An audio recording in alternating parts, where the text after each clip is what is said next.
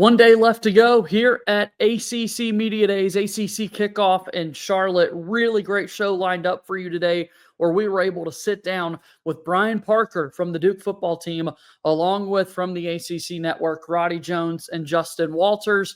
Awesome stuff, awesome material we've got for you guys here at ACC kickoff. Let's get into it on Locked On Blue Devils. Hi, everybody. Dick Vitale. Hey, make sure you listen, man, to Locked On Blue Devils with J.J. Jackson. He's awesome, baby.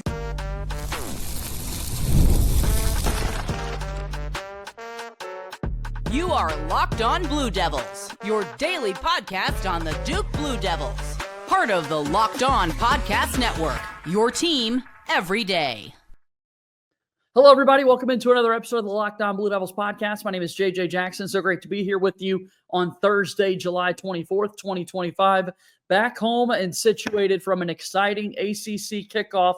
The final day was earlier today on Thursday, as we were able to talk with Brian Parker from the Duke football team, also catch up with Roddy Jones and Justin Walters from the ACC network. If you have not done so already, please be sure to follow and subscribe to Locked On Blue Devils for free, wherever it is that you get your podcast.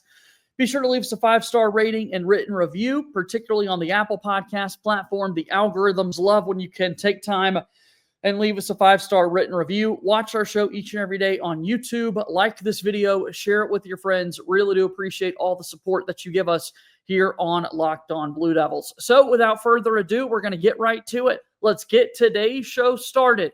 Coming up here on Locked On Blue Devils. Welcome back into Locked On Blue Devils here. JJ Jackson with Justin Walters from ESPN and the ACC Network. ACC kickoff, but it's a Duke show. I got to start a little basketball before we get there. Of course. And folks throughout the year obviously love nothing but net, and it felt like every time you're looking at highlights, Cooper Flagg was chief among them. What was it like from your perspective to watch his year unfold? It was amazing. I'm still salty, as many Blue Devil fans are, about the way that game ended against Houston, but we're going to focus on the positive of him being a generational kind of player. I think what was so unique about him is that the way he was able to dominate and manipulate a game without even having to score. He affected so many different areas. We obviously know all the stats about him leading the team in all the major statistical categories, but Cooper was that guy. I'm happy for him that he gets an opportunity in Dallas, and honestly, I think if you look back in the time machine of rookies in the NBA, specifically, number one overall picks, he may have the best setup. And he's coming in, maybe at best, the third best player when you have Kyrie as well as Anthony Davis. I think it's a great setup for him, but it was exciting to see that team, all the pieces together. They had their core nucleus piece, but Knippa was great. Malawach was great. Even Sion James, I think he was great and very underrated. But that Duke team was phenomenal. And I'll just add the fifth one for you, Tyrese Proctor. I mean, it's not too often you get your entire starting five drafted into the NBA. Duke reloads year after year after year. It's got to be great. I mean, it is crazy having to keep up with a new roster each and every season. That's and yet, college sports. Right. But you look at Duke in particular, not a single scholarship player from John Shire's squad entered the transfer portal. The other five that were on that Final Four team came back. Now you mix in the number one recruiting class. Once again, everybody's kind of zigging and Duke decides to zag. I mean, it's pretty impressive what John Shire's been able to do, not having players go off into the transfer portal. It's Duke. You have that brand name. People know that everyone's going to lock in for their games. They're in one of the best conferences in the country, and you're always going to be in prime time. So no surprise that the Boozer twins would pull up and do the same thing that their dad did. And now Carlos is also great to work with. But I love that Carlos also told me, I know you didn't ask this, in terms of him being a little bit more hands-off and not pressuring them wanting to go there. But what Shire has been able to do has been phenomenal, because we always have a conversation. Do you want to be the guy after the guy? No. And he has been the guy after the guy, and he has flourished in this role. A national championship should be coming to Durham in no time. All right, so here's the problem. We've been talking basketball. It's kickoff time, though, here.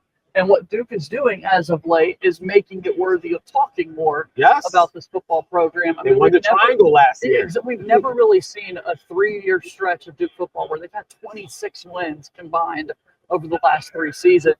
Really, really impressive. And that includes a coaching change that took place in all of this, with Manny Diaz last year being able to carry on Mike Elko's success. pretty wild that we're talking about a successful football program as well. Manny Diaz is that guy. He had familiarity in the ACC. Yeah. He created the turnover chain that we all love.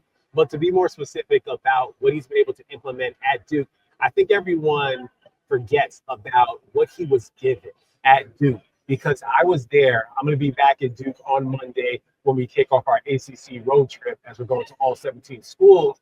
But I bring that up because I remember doing research for it and even speaking to Manny about it. And he was like, hey, we didn't even have a full offensive line in spring. They're running 7-on-7. And to the point that some of the team got so comfortable to say, like, oh, yeah, there are the 4 other guys that are supposed to be on the field. You had the defense be one of the top teams, not just in the conference, but in the country in tackles for loss and sacks. You bring back Wesley Williams, who had 7.5 sacks. Chandler Rivers is a dog. We got Jaquez Moore, Peyton Jones, and oh, yeah, Darian Mensah, who hopefully is able to deliver. I'm really intrigued about who he's going to be able to throw to. J-Mo no longer there, but I do think that you guys have a good core group, and the defense is there. So Duke could make some noise again, and I think it's exciting to see the investment being made in the football program when Mensah is able to get a handsome penny, and now after a great season at Tulane. It's huge. I mean, you think about the Cameron Indoors when you think of college basketball venues. That's what you think of. Wallace Way, they've put a lot of renovations and effort into making that more extreme game day atmosphere for opponents. And we're going to be there. I forgot to mention that. Week 2, your huge game against Illinois, who could be ranked top 25 in the country. The Huddle Crew's going to all the marquee games. So that's going to be exciting, and it's going to be a primetime opportunity for Manny Diaz and his group, as well as Mensah. You start with Elon, and then you've got the Illinois game that you'll be at there, and then the very next week you've got Darian Mensah going back to Tulane. Like, when does that ever happen? All of a sudden, now you mentioned it's just college sports at this day and age, but a starting quarterback is in college football going to go up against his old squad. I think it's going to be really cool for him, and obviously he's going to be motivated. Tulane could also be a really good program this year. So you start off with 2 out of your first 3 games of the season being marquee games that can improve your strength of schedule. We have Rich Clark here. We're speaking about how this new landscape of college football is going to work and making sure Duke. I thought Duke, honestly, last year should have got more love in the national top 25 rankings, them as well as Syracuse, because of the resume that they put together. So I think the Blue Devils will have a lot of opportunity to make some noise once again in year 2. But you started off the top.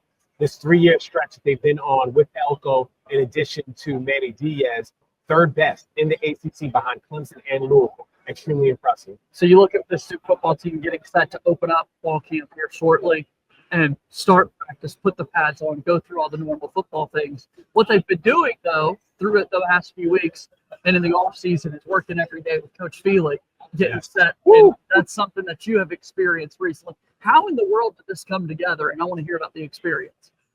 Wild experience. But it started with me just connecting with him last year. And he said, hey, anytime you're in town, just let me know if you want to work out.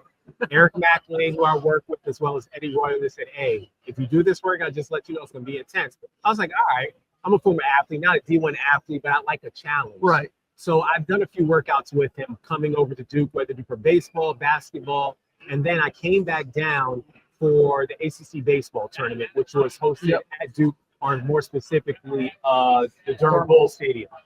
I'm out there, and he says, hey, do you want to work out? I said, yeah, of course, man. He said, yo, I'm working out with the football team. Do you want to pull up with us? And I was like, all right, let's do it. So he calls me. He's like, dude, I'm jacked. I'm pumped. Anyone knows that feeling. He's like turned. Like, he's also the ultimate motivator. So I come do the workout. 45 minutes into the hour workout, I think, like, all right, I'm good. I'm not that. It's like, I feel good. I'm like not lifting the most, but I'm holding my own.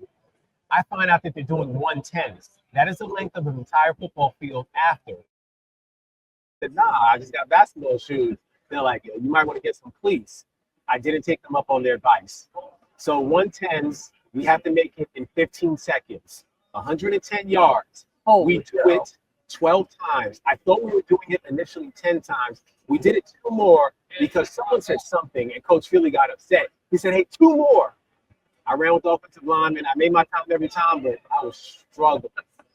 When I come back to Duke for the ACC road trip, I will not be doing any 110s. Wesley Williams, I mentioned, came up to me, and he said, like, hey, dude, I don't know if you remember me, but I remember you. You finished the workout twice. Good job. I will not be wearing pads. I will stick to my job. I want to keep my eligibility on there and not be sore.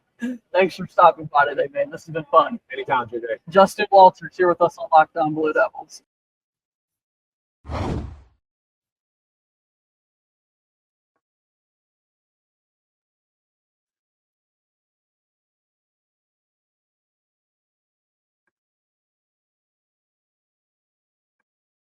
Today's episode of Locked On Blue Devils is brought to you by our friends over at FanDuel. Summer sports are in full swing, and whether you're all about baseball under the lights, golf on the green, or high-stakes soccer action, FanDuel is the best way to make every game even more exciting. You're already following the action. Why not make it a little more thrilling? With FanDuel, you can get in on the game while your friends are getting sunburned at the beach. I've been using FanDuel as of late to track my favorite matchups and to keep the app fresh with new daily promotions and fun ways to bet. Are you new to FanDuel? Well, new customers can bet just $5 and get $150 in bonus bets if your first bet wins. Open the FanDuel app today or visit FanDuel.com to get started. Once again, open that FanDuel app today or just visit FanDuel.com to get started. FanDuel is a proud sponsor of Locked On Blue Devils.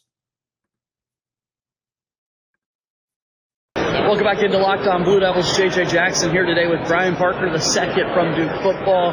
Brian, football season's right around the corner. How are you feeling? Feeling great. Feeling really good about the Blue Devils and where we are, especially coming off last season with the weapons we added. I'm very confident in our abilities to go out there and compete for a championship this year. What did it mean to you to be selected today as one of the players to be here at ACC Kickoff? It's a great honor. You know, I've been here all 4 years and I love this place. And so being able to come down here, represent all my friends, teammates in the school that's ultimately given me so much in life is a true honor. Let me get to football in just a second. You mentioned 4 years already flying by. Yes. Academically, what has that been like? What expectations did you have going into a student athlete and at Duke, and how was it all played out? Yeah, I chose the econ major, so I know it's going to be a little bit of a rougher road.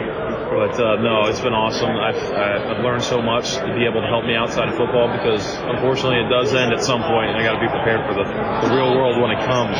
But so many good friends, so many great professors, and Duke just gives you. I mean, it really is that 4-year decision to set you up for the rest of life. I mean, we have millionaires and billionaires coming through, donors or guys that just want to talk to the team and give advice or be a connection or a network for some time later in life. You've seen it all throughout your career. You look at this Duke football team, 26 wins over the last 3 seasons. It's one of the most winning, successful runs that Duke has had. What does that mean to you that you've been a part of it? It's awesome. When our class came in 4 years ago, me, Chan, Wes, VJ, Matt, Jerry, all those guys, we knew we wanted to turn this thing around, and that has been a huge emphasis for us, and it's working so far, and we're hoping to keep it going because we want to come out as the winningest 4-year group of guys Duke's ever had. Well, it starts this year with the second season. Manny Diaz takes over as head coach of the program. What's it been like working with Coach Diaz? Coach Diaz is awesome. I grew up a Penn State fan, so I watched him when he was at Penn State. I knew how stout his defense was, and he truly is a player's coach. He's awesome. You can talk to him about anything. He's down to earth. He's also a great motivator, which is huge in college sports. And he's a businessman. He's been out there. He knows, which is a huge advantage for us in this day, because it is at some point becoming a business with all this money that's now involved. So having him at the helm is huge for Duke football and makes me sleep well at night. All right, take me inside this offense. A couple of new playmakers come in, notably at the quarterback spot. What's it been like getting to know Darian? Darian is an awesome guy. Even from his first visit when we went to the basketball game in First Incarnate World, like he's been a stand-up guy, like super nice, meets everybody. He's just so down to earth, especially in this world. He's been a great friend. We had spring break together. Everybody loves him. I don't think anybody in Duke football or in the program would ever say anything negative about him. And then you also got to look at our other weapons. We got Andrell and Cooper and AC and all these guys coming in, and Weave and Francois, all high caliber guys that were attracted to Duke for the right reasons and really fill those holes that we lost last year. Let me follow up there on Darian. A lot of people are excited about getting this big-time quarterback out of the portal, comes over. As you look at and reflect on spring ball, were there plays and moments in practice where you're like, whoa, this is going to be great? He's not only a mobile quarterback, he can sling the rock the biggest thing, because usually, at some point there's a trade-off, but that's the biggest thing I've seen about Darian is he is on point with that deep ball, and people saw it in the spring game. He can throw that ball far, and he can throw it on the move, which is a huge asset for us to have, because pressures, as much as I hate to say it, are ultimately going to happen, and so having somebody that can move out of the pocket and make that kind of down the field throw gives our offense such an explosive ability that I think we were missing in previous years. Brian Parker's here with us on Locked On Blue Devils. All right, take me inside the offensive line room. Throughout your career, what has it meant to you to be a part of such a tight-knit group? Duke offensive line has always prided itself on being the top of the top and trying to be the best of the best. And we've had some greats come through, some huge mentors for myself, Monk and Graham before them, Wallabun, those guys, John Gillott. And those guys have really paved the way for us and instilled things in them. Pickett, myself, Craig Kraft, that we're instilling in the younger guys. It really is, it has to be a tight-knit group. You're in there. We don't get all the praise, but we're down there doing our job, and we love it. It's an awesome legacy to be a part of, and it's really exciting. We have last year, everybody's concerned about the young group being together, but we never faltered in our mind, and now that we have a whole another year together, it's really exciting for us. I think it allows us to focus more on the advanced parts of the game versus, trying to get the double teams together. I hear a lot about whether it be dinners or hangouts or various things that position groups will do from time to time. Is that something that you guys do throughout the course of the season? The offensive line is always hanging out. We're doing, especially in the summer, we do our workouts, and then we have our OTAs, so we do film at night. So everybody goes to film, and then we're all going to dinner. There's various restaurants that get rated around the Durham area. There's an all-you-can-eat sushi place right by East Campus. There's Micah Sahakian loves Culver's, so Culver's is a big trip, or whether it be anywhere, Mexican restaurant, the whole team's going to show up, and the waitresses are going to be sweating. And I'd imagine all of you are putting away a lot of food. Yeah, not small bills, that's for sure. All right, as we take a look at the defensive side, obviously this is a unit that you go up against in practice every single day. How would you forecast what this defensive group's going to be able to do for Duke this year? I think the defense will be just as good or better than last year. Sure. They are such a stout group, especially up front and in the backfield. We have so many weapons and so many guys we can rely on, and then the way Coach Diaz calls it, so fast, so much movement, so much attack. It really is hard, but it's great for practice. It gets your eyes downfield, gets you aware and ready to pick up. You got to make those split-second decisions to really get the play going, and then obviously going against Wes and BJ and all those guys every day and tackle sharpens me to be able, gives me the confidence to go out there like, all right, this is a good player, but I go against good players every day. So, yeah, what is it like going? I want to go with the defensive line as a whole. You mentioned Wes Williams and BJ Anthony, Aaron Hall plugging things up on the inside. That's got to be a workout. Yeah, it's a workout. Inside zone going in there.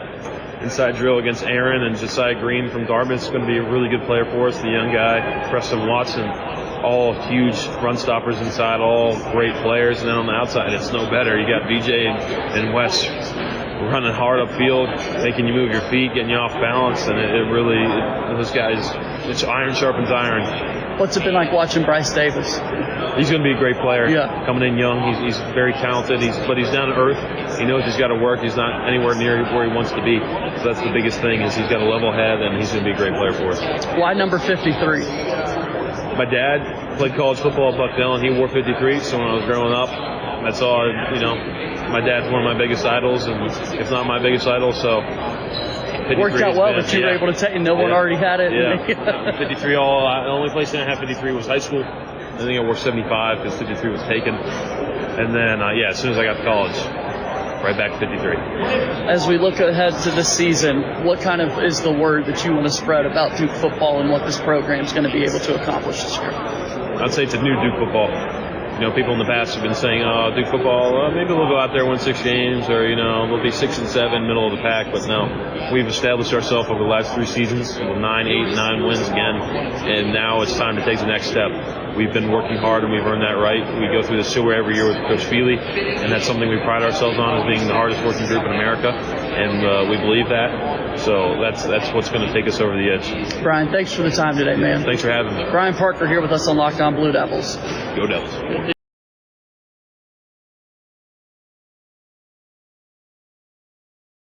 Welcome back into Locked On Blue Devils. JJ Jackson here. Roddy Jones from ESPN to the ACC Network. Football season must be right around the corner if we're having conversations like this. How are you doing, Roddy? I'm good, man. It's an exciting time. Obviously, everyone's optimistic, but getting to talk about ACC football, getting to dig into these teams, seeing coaches, seeing players, It's right around the corner, and it's exciting. Does this make you miss your playing day? It's not, because I know what comes next, man. Like, after this, you leave, and these guys will get to go away for a little bit, but then it's camp. And so we were talking to some of the Duke players earlier about it, about what they're going to do during their 4 or 5 days that they're able to get away. But when camp starts, I definitely don't miss it. Big season coming up here for Duke, and it's a program, Roddy, that all of a sudden we're talking about 26 wins over the last 3 years. I mean, historically, truly one of the best stretches ever of Duke football that we're seeing, and it spans a couple of different coaches. Like, it's really impressive what they've been able to do. And I think it shows a couple of things. One, the foundation that David Cutcliffe laid, I think we're seeing the fruits of that here today. I mean, when I played, it seems like 1,000 years ago. I got recruited 20 years ago. But when I played in college and was getting recruited, there was a track around the field at Wallace Wade. There was nobody in the stands. Duke was 0 for in the ACC. I think they were 0 for overall senior year. And so that's where Duke came from. David Cutcliffe came and really, I think, showed Duke the importance of being good at football and what that can do. He laid the foundation, making an ACC championship game, the renovations done around the Duke program, indoor facility, and then you got the Mike Elko era after things had sort of started to wane under David Cutcliffe's. You got the Mike Elko era, who re-injected life and vigor into that program, and Manny Diaz has done a great job. I think it shows a commitment and alignment at Duke that maybe isn't there everywhere. I think it shows the ability to attract a Mike Elko and then attract a Manny Diaz, guys who came highly regarded, had great track records. Really shows not only an ability from a resource standpoint to go and get those guys, but also a vision and an evaluation of great talent. So it's been really impressive. Even the coaches got to go do it. Right. The players got to go do it. And so it's been really cool to watch the ascent of Duke football, and I think it's great for the ACC. Mike Elko, ACC coach, we were unfamiliar with before he took the Duke job. Manny Diaz, ACC coach, we had the track record of Miami, and then he gets the second opportunity to be a head coach at Duke. What do you think went so well the second time around? They were well coached enough to win one-score games, and I think the story of Duke's season comes down to that: 6-1 in one-score games a year ago. And the question is, can they continue that? And I don't know. If you look historically, typically teams that are great at one-score games one year tend to regress the next year. Teams that are great from a turnover standpoint, which Duke was, led the ACC in turnovers game, tend to regress the next year. But teams that are great sacking the quarterback, creating tackles for loss, don't regress. Like, that is something that continues from year to year, and that helps create all of the other things. So I think this Duke team can be less vulnerable to that regression than some other teams because that defensive line that comes back. I think he hired a great staff with Jonathan Brewer and Jonathan Packey on defense. I just think that there's so much excellence or so many people that are bought in and going the right way on that Duke team. And then, being well-resourced in this time in college football helps. Darian Mensah had a lot of suitors. Yep. And I don't know that Duke was the highest bid. I don't even know what the Duke bid was. We've seen the reports of the numbers. But the fact that Duke was in the running, the fact that Duke was a team that was close enough to whatever the highest bid was to get Darian Mensah, where the culture and the vision and the system could take over, shows a commitment. What do you think he brings to the offense? I think he brings an accuracy, and I think he brings mobility, two things that will help the Jonathan Brewer offense run more efficiently than it did a year ago. He's also got some weapons. Andrew Anthony should give Duke some more explosiveness. But when you look at Darian Mensah, I think he's a guy that fits what they want to do more than Malik Murphy did last year because of his mobility.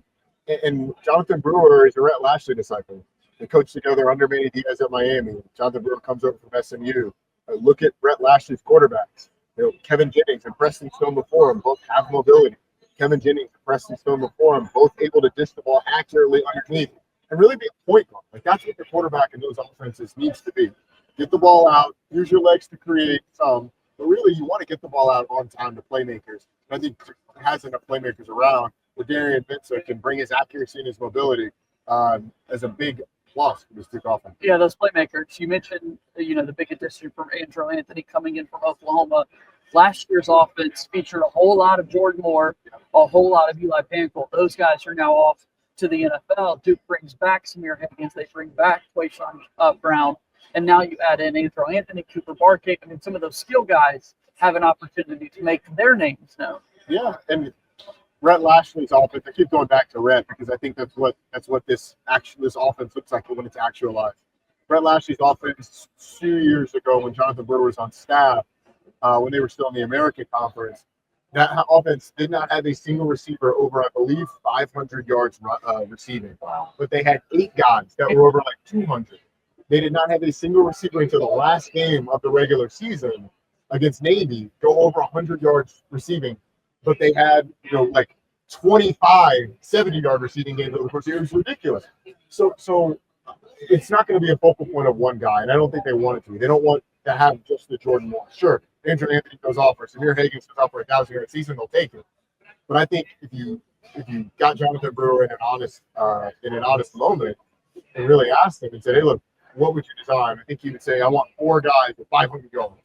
They talk about getting at SMU, they talk about getting 7 guys touches within the first 7 plays. That's kind of the way the offense is designed and what Jonathan Brewer's come up through.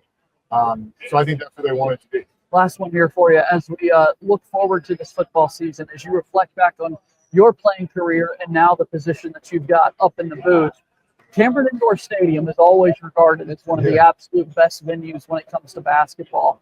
Although Wallace Wade Stadium is really following along and following suit, there's been so much buy-in. The in-game experience, the stadium atmosphere that you've noticed over these last few days or years at Wallace Wade Stadium, how would you sum it up? It's night and day from what it used to be. And I think, again, it's a testament to all those people that we talked about at the beginning. Go and flip on the tape of that game against Clemson on Monday night. Like, I think that was sort of the introduction to the environment. And there's numerous others that you can point to. I had a chance to do a Duke, North Carolina game there a couple years ago. Drake May versus Riley Leonard. Phenomenal game right there at the end. Drake May creates a play to win it. Yeah. What a finish. That was an electric environment. So the buy-in from the Duke public, from the support, has been tremendous. And I think Wallace Wade, when people show up, it's a great environment. And I think Wallace Wade, because the product is good, will continue to be a pretty solid home field advantage for Duke. Roddy, thank you for the time, man. Appreciate it. It's my pleasure, man.